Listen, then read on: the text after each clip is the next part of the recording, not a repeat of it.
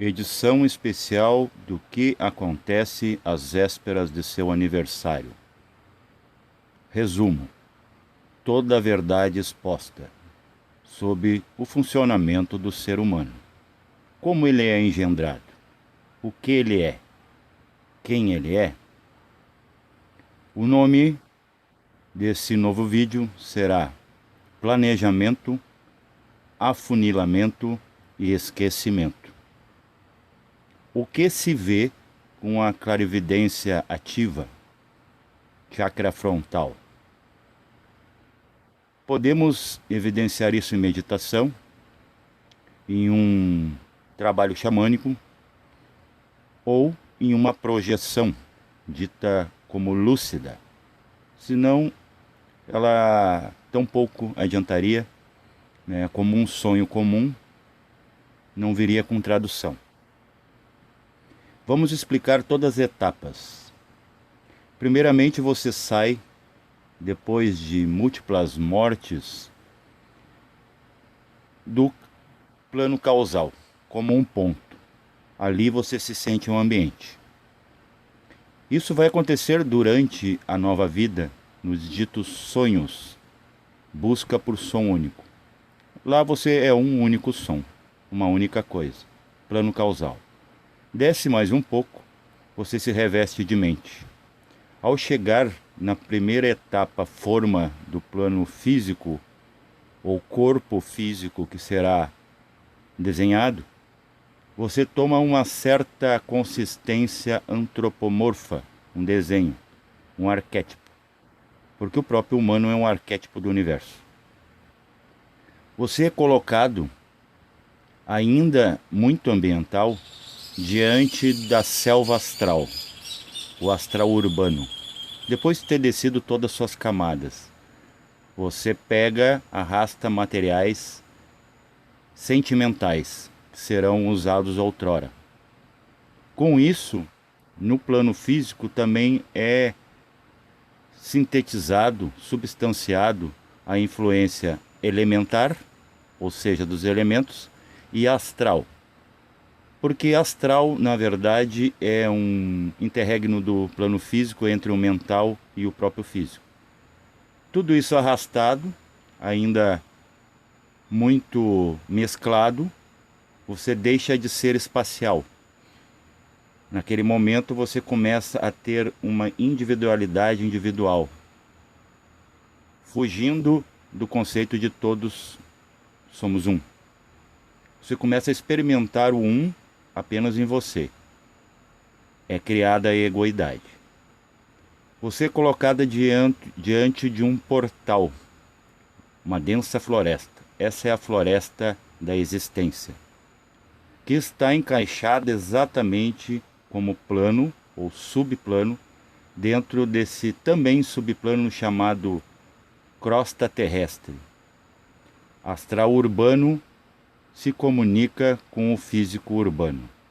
Vejamos que o plano físico ele tem dentro do organismo planetário uma realidade, acima também o espacial e o corporal desse projeto, que é os níveis que você transita. Você tem representações em 7 coisas. Quando você chega diante desse portal florestal, escuro, denso, no plano físico, o seu feto, né, o seu primeiro engendramento corpóreo, já está dentro de um útero escuro.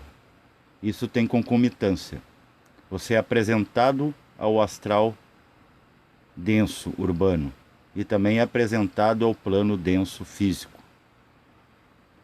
Nesses momentos, acontece que aparecerá para você o seu guia, que é parte de você, deriva daquele primeiro ser, que é o que decide, é o que faz o planejamento.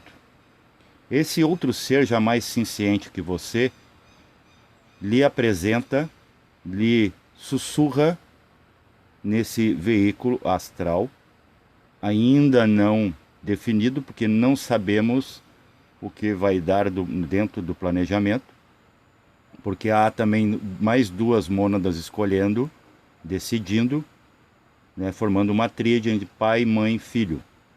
Você decidiu com eles lá no plano causal, previamente, ser filho dessa vez, e eles serem seus pais, né, lineares. Possa que nas outras vindas você tenha atuado com outros papéis, talvez daí agora de pais, né, de pai ou mãe, de um desses três. Agora está tudo combinado.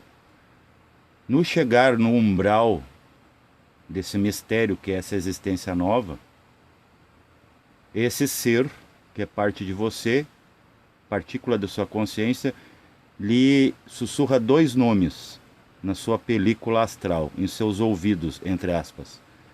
Ele primeiro vai falar o seu nome monádico, o seu nome real, e depois seu nome fictício, para atuar. Ele serve ali como diretor, ok? Ele só está lembrando o script. Você se sente afunilar. Esse astral é como ele entra num processo de movimento centrípedo e ele se amolda dentro de um corpo. Ele fica do tamanho do feto e vai se desenvolvendo conforme esse mesmo se desenvolve. O mental é a mesma coisa, criando uma sustentação em torno. É como o ar, né, que depois, com o processo de nascimento, nos pesa sob os ombros. Ele nos deixa no nosso molde. Ele está sempre nos moldando. Então não deixa nossas partículas, né, se dispersar por aí a ermo. Esse ser, ao colocar em você um chip consciencial, uma cor, um som, ele ressoa e você fica com a sensação de que sabe algo sem saber porque sabe.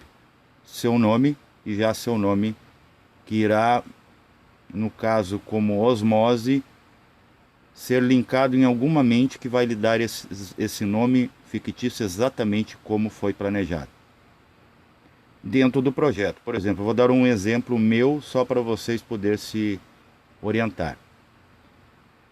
Primeiro foi dito o meu nome monádico, digamos, Andranamun, Homem do Sol. Isso eu sou. O que eu vou representar? Alexander, defensor da humanidade. Porque agora nesse projeto, eu que sou eu, Andranamun, decidiu defender a humanidade, digamos. Então isso por osmose vai nas mônadas em torno. Se eu não lembro o meu nome e meus pais também não, virão terceiros atraídos pela lei de atração natural, não essa fictícia vendida, comercial, e nos lembra o nome do projeto. Automaticamente aquelas mônadas, por anseios íntimos, atendem a isso e aceitam, porque sabem que é aquilo que deve ser, mesmo sem saber, né? Não, isso fazer parte, ok? Esse download ser feito, é mandado um upload para cima e assinado. Eu aceito. Pai e mãe, aceito. Aceitamos o nome, colocamos um sobrenome que é a outra representação já mais capilarizada desse projeto. Ok? Então, Alexander Azevedo Ribeiro, no caso do meu nome. Estou enfatizando porque estou de aniversário hoje e estou usando disso para vos esclarecer sobre vocês mesmos. Que todos somos um lá no final. Então eu sou o defensor da humanidade que anda entre rios e azevinhos. Além de defender a humanidade, dentro desse projeto, eu sou um barqueiro. E anda entre os azevinhos, a floresta da vida. Aquele exemplo lá da selva astral e depois da selva de pedra, que é essa aqui que nascemos hoje. Nisso acontece um afunilamento, um movimento centrípedo, né, da periferia ao centro, e você se afunila dentro da matéria física, densa. Isso escurece a sua luz momentaneamente. E no escurecer a luz, você começa a perder a memória. Aí acontece o esquecimento. Você vem aparentemente sem missão. Mas como você se movimenta, há um anseio íntimo que faz você buscar algo. Então, se você não lembra a sua missão, você ainda tem a responsabilidade de procurar lembrar o que você esqueceu. Você possa que passe uma vida inteira solar sem lembrar de sua missão. Mas você não tem o direito de parar de buscar. Então a sua responsabilidade é sempre ativa. Você não tem como procrastinar dentro disso. Se atirar, aposentar.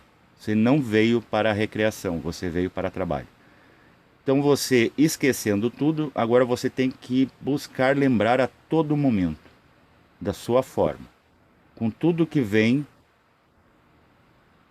sendo apresentado ao longo do processo. Você deve usar tudo como útil, porque nada existe sem utilidade. Você tem que ter uma utilidade. Ao longo do processo, você passa por um fenômeno chamado infância. Infância reflete tudo o que aconteceu antes, é como o sonho. Você começa num sonho apagadinho, o próprio corpo escurece, você não vê como dorme, começa, vai um pico e você vai descendo até voltar para o corpo de novo. É uma pirâmide, uma montanha russa e você desce. Você repete isso no sonho, repete isso nos setênios, em vida, em vigília. Então a infância, você está ligado muito ao contexto causal. Você parece que entende a vida. Você ainda não é um efeito, apesar que já é um efeito em corpo, mas a sua captação, a sua forma de encarar a vida é muito causal. Por isso que a criança, ela não se preocupa se vai morrer, ela não se preocupa com amanhã, ela não tem compromisso, porque o compromisso dela é viver aquele momento. Chegando na adolescência, começam reflexos de mental. Você era causal, agora mental, concreto. Você começa a raciocinar. A necessidade, vem a questão da atração física pela contraparte. Tem seres também que vêm, já androginia, tudo mais. Chega a fase adulta, aí você começa a misturar esse mental concreto com o emocional. Tudo é polêmico para você. E depois você baixa de novo nessa pirâmide, nessa montanha russa, que é o fenômeno chamado velhice. Então é necessário essas etapas, porque o tempo ele não pode ser anulado. Porque o tempo ele corresponde aqui aos trânsitos em cada plano. Isso tudo tem que se repetir para você ter a chance de lembrar aquilo que você esqueceu, que você tem compromisso de, se não lembra a missão, qual é o seu projeto, qual é a sua utilidade, você tem que pelo menos lembrar que tem que lembrar. Buscar. Tudo é uma busca. Então, enquanto é manifestação, você está buscando. Você não pode jamais parar. Se você parar, a natureza que não para, te para. E te equipara ao ambiente no final. Você é destruído em corpo e alma. Nem todos são assim. Eu já tive processos, por exemplo, dentro desse ciclo de, por exemplo, como as vidas são contadas. No projeto Terra, ela é dividida entre projeto oriental, hemisfério oriental e hemisfério ocidental.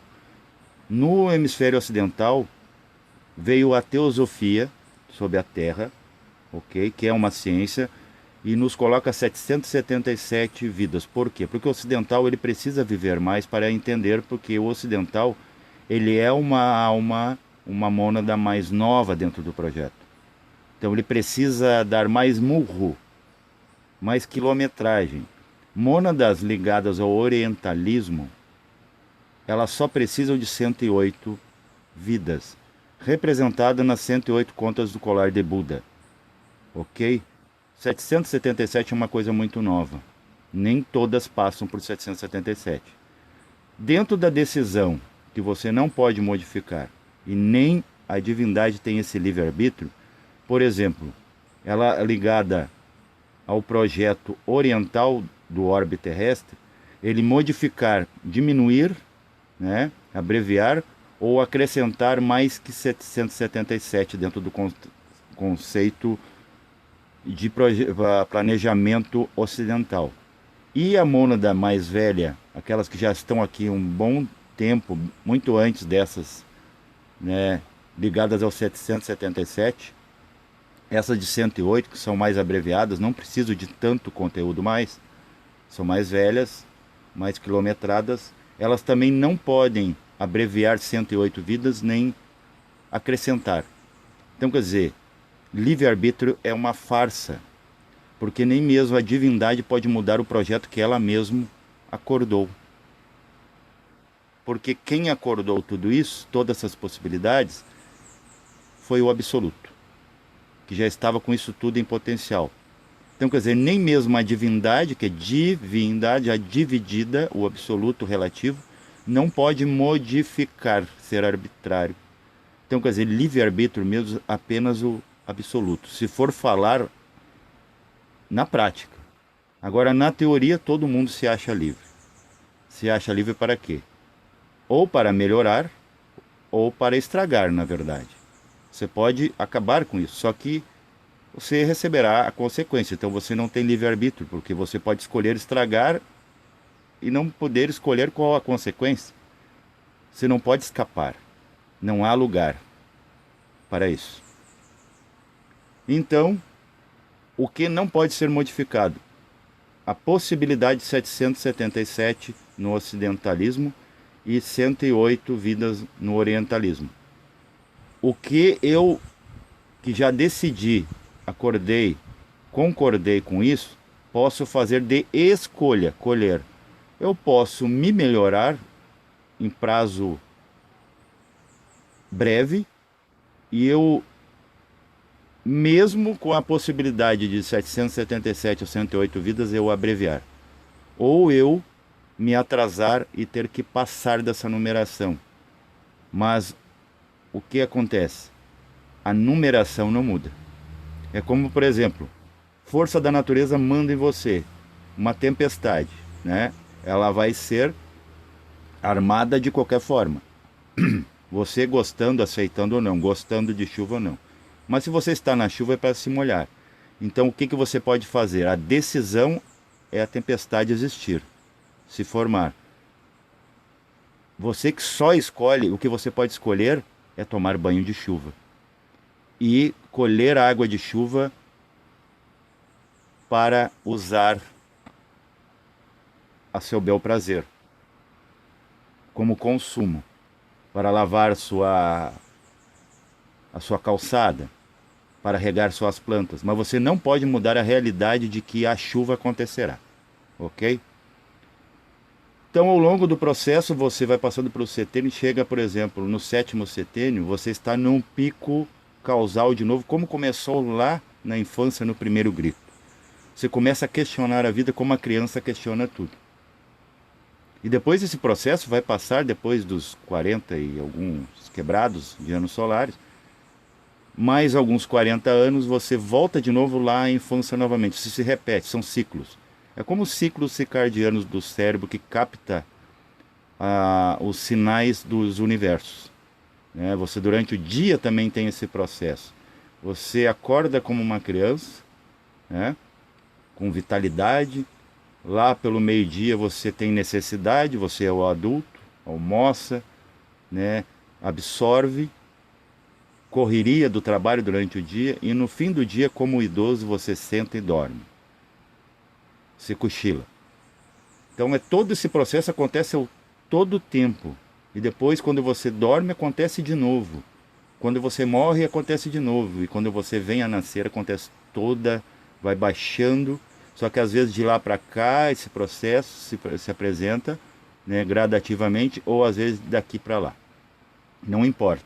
É um projeto que dá certo. E tem gente que diz que não existe um mundo de todos, que não há um sistema. Esse é um sistema inquebrável, incorrigível, irrefutável, inabalável.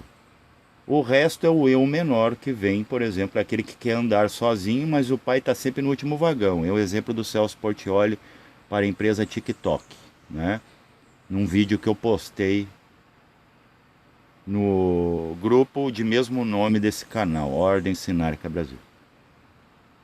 Então isso é muito interessante e isso também acontece 7 dias, né, cerca de 5 a 7 dias antes do aniversário, formando aquilo que o Islã diz dos 120 dias de formação, né, de insuflação da ânima, né, de animar, vamos dizer, alma, para esse corpo ter ânimo, né, se movimentar. Emotion. Emotion significa do inglês o movimento. Então são 120, agora não dias, e 120 dias para trás, não horas, perdão, que você se sente insensível. Um start de não sei o que e um off de não sei o que. Você fica tipo offline. Você vai se sentir o que você chamará de estranho.